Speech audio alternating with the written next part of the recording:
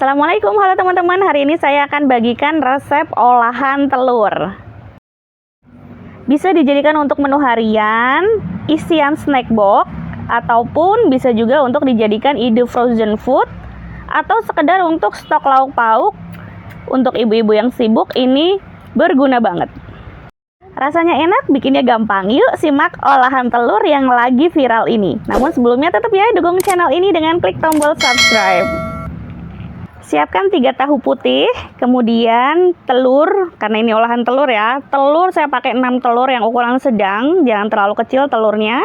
Kemudian 3 buah sosis, potong dadu, boleh pakai sosis ayam ataupun sapi. Kemudian selain sosis juga saya pakai 4 daun bawang, saya iris tipis-tipis seperti ini kurang lebih. 5 cabai merah besar, boleh ditambahkan cabai rawit kalau suka ya. Kemudian 5 wortel kita iris dadu. Lalu langkah pertama kita hancurkan dulu tahunya kurang lebih seperti ini ya. Kemudian masukkan telurnya.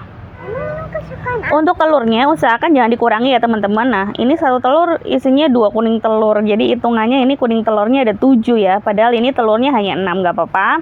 Karena kalau telurnya nanti dikurangin, jatuhnya nanti adonannya jadi nggak bagus gitu. Adonannya nanti jadi cepat rapuh dan kurang kokoh gitu ya teman-teman. Aduk hingga tercampur rata, kemudian masukkan wortel, daun bawang, dan potongan sosisnya. Dan bumbunya saya pakai 4 bawang putih, saya parut pakai parutan keju. 4 bawang merah saya parut juga pakai parutan keju, boleh dihaluskan. Kemudian 3/4 sendok teh garam, lalu setengah sendok teh Royco, 1/8 sendok teh micin, dan 1/4 sendok teh gula pasir. Dan ini saya lupa ya teman-teman, sebenarnya ini dimasukkan juga 1 sendok makan maizena. Teman-teman bisa tambahkan ya, cuma saya lupa kerekod aja ini. Nah saya pakai cetakannya cetakan Putu Ayu. Teman-teman nggak harus pakai Putu Ayu, cetakannya boleh pakai cetakan kue talam atau loyang kue yang ada di rumah gitu ya, atau cetakan bolu kukus bisa. Nah teman-teman yang nanya, ini kan tadi ada cabenya ya, cuma ini saya ambil dulu untuk putri saya. Cabenya nanti saya taruh di cetakan berikutnya gitu ya. Jadi saya pisah untuk putri saya yang nggak terlalu suka pedas. Baru kita masukkan cabenya, aduk hingga tercampur rata.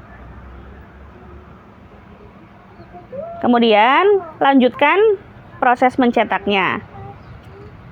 Isi dalam cetakan nggak usah terlalu penuh ya teman-teman, karena nanti ketika dikukus adonan telur ini dia akan mengembang. Untuk satu resep ini menghasilkan kurang lebih 25 pieces ya kalau pakai cetakan Putu Ayu. Kukus kurang lebih 15-20 menit, sebenarnya 15 menit juga udah cukup matang karena ini cetakan Putu Ayunya kecil ya teman-teman. Kalau pakai yang besar mungkin akan lebih sedikit jumlah yang dihasilkan. Ini praktis banget untuk ibu-ibu pekerja gitu ya, yang nggak punya waktu untuk nyiapin lauk, nanti pagi-pagi tinggal goreng aja. Nah ini dia hasilnya seperti yang saya bilang, ketika dikukus akan mengembang, jadi nggak usah diisi terlalu penuh ya teman-teman. Angkat, kemudian tunggu sampai suhunya turun, tunggu sampai suhu ruang, baru bisa dilepaskan dari cetakannya gitu ya. Nah kalau udah dingin dia akan kempis lagi, terlalu ngembang lagi. Nah ini sebenarnya kalau udah dikukus kayak gini udah bisa dimakan, tapi kalau teman-teman mau digoreng juga bisa.